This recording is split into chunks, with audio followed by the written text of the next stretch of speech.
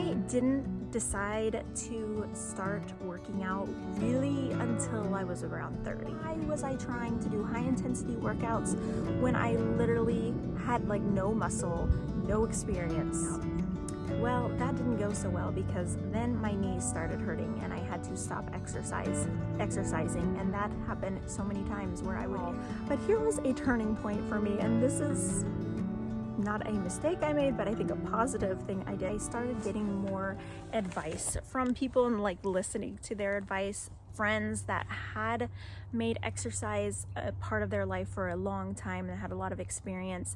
One of my friends is a fitness coach and he was offering sessions like for a shorter price, and he lived far away. So basically I just talked to him on the phone and he gave me some exercises that I could do to help me with my knees. So that really helped to know specific things I could do to help strengthen my knees. My friend Heidi told me about foam rolling, and I started to do that to help with my knees as well. I guess I had started doing that before, but like I knew nothing about foam rolling.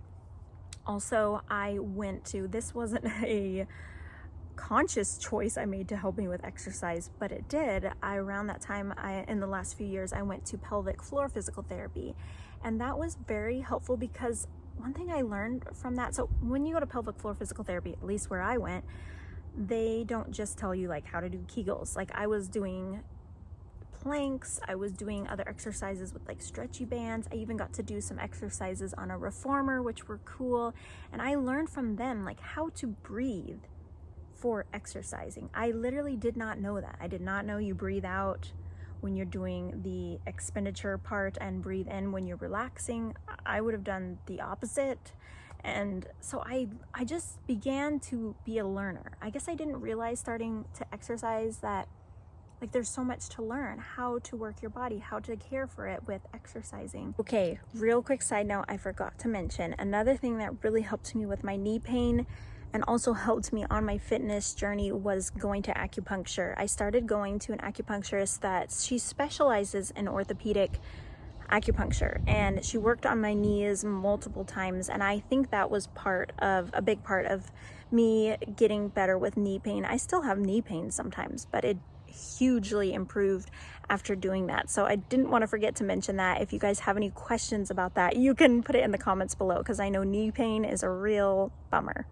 The other thing I began to do was I found ways to exercise that I enjoyed. I started giving myself more reasonable goals, and when I started to be more consistent last spring with exercising, I kind of was at the point where I was like, okay, I need to make this a habit. And what motivated me was my friend who had just had surgery, and she was preparing for surgery, and she was like walking every day and texting me and telling me updates on how she was doing. And I asked her, will you hold me accountable? Sometimes you need an accountability partner. Will you hold me accountable? And she did. And so I began to make it a regular habit and have more reasonable goals for me, because starting small and doing things that you can afterwards feel good about is so much better than doing an exercise that's too hard for you and you can't even like finish the whole move, or you have to like really modify it, or you just feel discouraged afterwards because you're like, that was so hard, that wasn't fun at all. It's so much better to get that momentum and starting small than not doing anything at all because you've gotten derailed and discouraged. And I definitely got discouraged many times thinking, are my knees always going to hurt? Am I not going to be able to do the kind of exercise that I want to do?